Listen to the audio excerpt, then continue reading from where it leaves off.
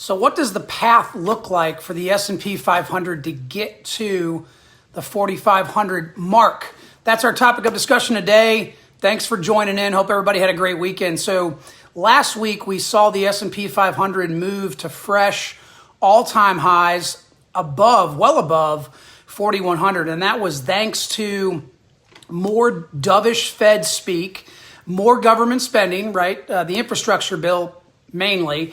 And lastly, an expectation that we're going to see an end to COVID by this summer. And one other thing is that we saw the 10-year Treasury yields didn't shoot any higher last week despite all this good news. And so those four main catalysts propelled the S&P last week well above 4,100. The four pillars of the rally seem to still remain intact. And if you've watched any of these videos, you know what those four pillars are: government stimulus, a dovish Fed, vaccine, COVID-19 vaccine, and good economic data. So the question here is, why even do a video about this? Well, number one, I wanted to talk about what a path would look like to 4,500, but I also wanted to help you better understand that if you are an investor that is aggressively purchasing equities right now in the S&P, then I think it's important that you understand the ramifications of doing that, or the potential ramifications of doing that. So let's talk about the mindset of an investor who is purchasing or aggressively purchasing equities right now in the S&P. And there's a couple of things that I want to be clear on here. If you're an investor that is really aggressively bullish on the market right now, then you think that a number of things are going to stay constant. Otherwise, frankly, the risk versus reward just doesn't make any sense. So we're going to go through, there's five main things we're going to talk about. So again, if you're aggressively purchasing equities and you are aggressively bullish on the market, then you're assuming that the FOMC, number one, the Federal Open Market Committee, remains aggressively dovish, meaning they don't have any sort of tapering talk of QE until the fall of this year. Number two, you're assuming that the infrastructure bill gets passed by the end of this summer, closer to the $4 trillion range. Three, you're assuming that COVID is effectively gone by the end of this summer, and life as we once knew it, both in the US and globally, is back to normal by the end of this summer. Four, none of the above causes an increase in inflation.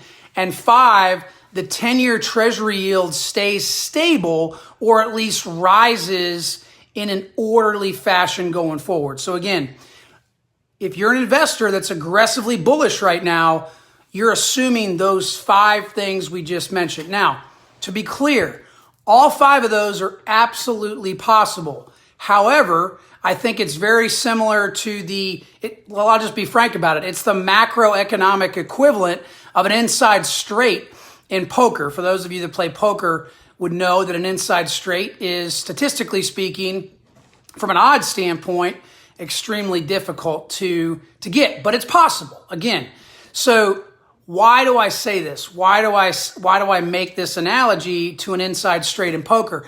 I do that because historically, if we look at numbers 1 through 3, right? The Fed staying historically, or rather aggressively dovish, the infrastructure bill getting passed, and COVID being done and over by the end of this summer. Historically speaking, in situations like that, it tends to result in higher inflation and higher interest rates. And so I think the bottom line for investors right now is, number one, expect volatility going forward as the US and global economy gets back to normal. That's first and foremost. The one thing I wanted to convey today is I think it's important to expect volatility going forward. Now, volatility doesn't necessarily mean declines, but it does mean that I think you should lower your expectations for future equity returns. And that's the big thing. And so I'm really hopefully trying to drive home the point through this video, just to lower your expectations and expect that volatility going forward, again, as the economy, both in the US and globally, starts to return to normal. And so I think the takeaway here is to A, stay balanced in your approach.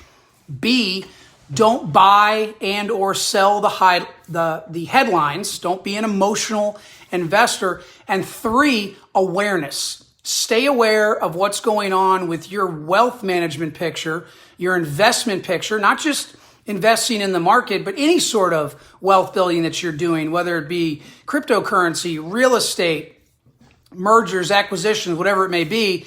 Simply stay aware of what's going on in your picture and how all of that is interacting within the context of your overall financial plan. So as always, thanks for watching. Hope it's helpful and relevant. Questions, comments, please feel free to drop them below, and hope you have an awesome rest of your week. Keep dominating. Take care.